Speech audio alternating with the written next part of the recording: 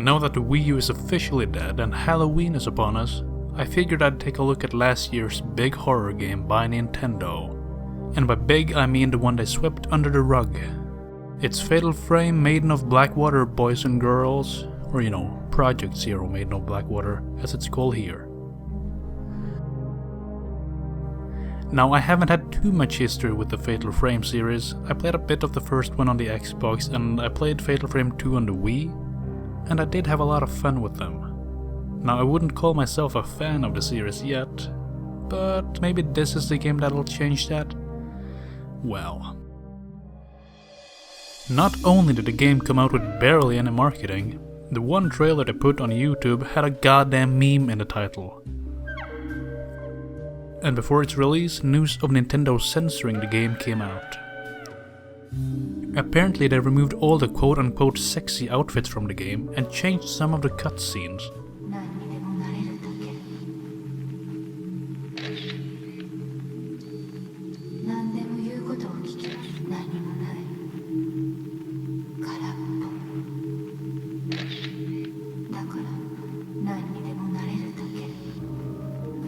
No, I'm not a fan of fan service, but come on, you don't remove content from your game. Sure, they added a Zelda and Samus costume, but taking away things, that's never a good thing. It really felt like Nintendo didn't want this game on their console, which is odd considering Nintendo more or less stole this franchise from the PlayStation. Then came the final nail in the coffin. Nintendo of America decided to not release the game physically. Instead, they just slapped it on the eShop while they said fuck you to the fans of the series.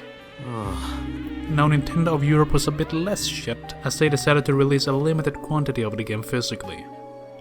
While this isn't ideal, this is a niche game on the Wii U, so it likely wouldn't have sold more than a limited quantity anyways. But hey, I guess that's what happens when you market your console so badly people think it's an add-on for the Wii. But at least the game isn't bad, right? Right? Well, in many ways this game feels rushed. The controls feel irresponsive and have a weird delay. Animations are often glitchy, making you clip through things, and turning around is incredibly slow. Running in this game feels like driving in a bad driving game. It's incredibly stiff.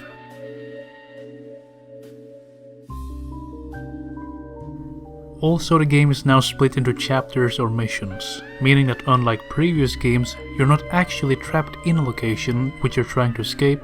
Now you just go up to the scary Mount Ikami for a bit, and then you head home after every mission. Also, many of the missions are just revisiting areas that you've already been to, but with tougher ghosts.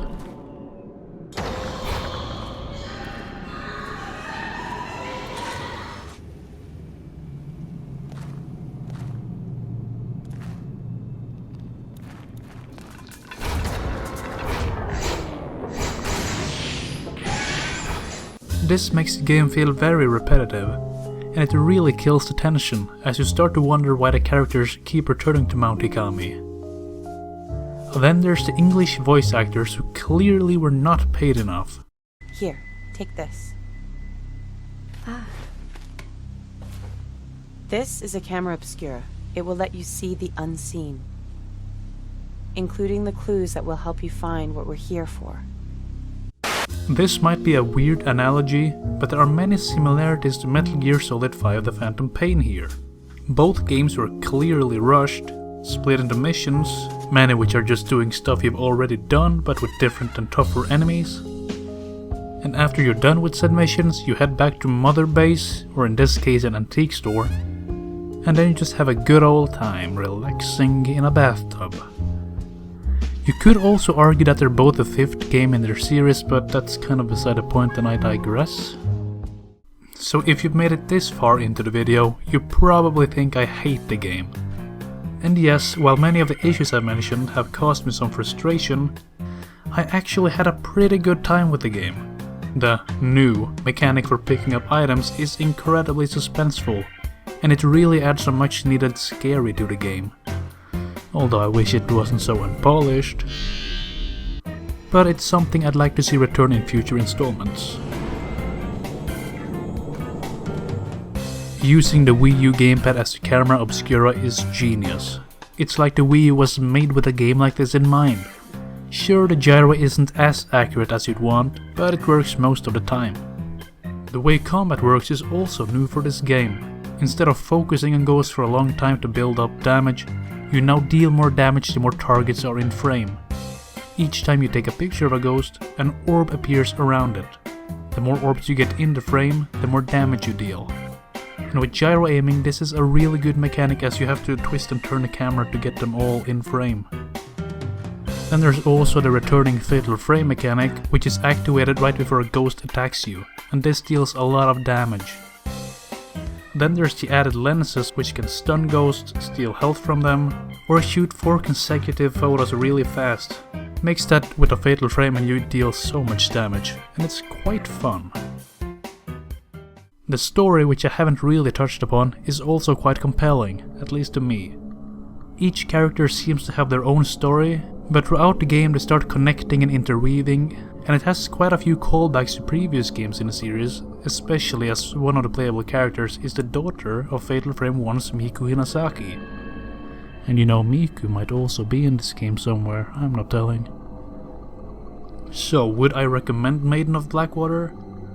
Well, if you're a fan of survival horror and have a Wii U, then yeah, this game is pretty fun, albeit a little bit flawed. Though you might have to put up with buying the game digitally, which you most likely have to do now, especially if you're American as you have no other options. If this is not something for you, then I recommend checking out the first 2 or 3 games as they're really good. I haven't played the third one, so don't quote me on that. Also be sure to check out Hikikomori Media's videos on those, cause he did a really good job.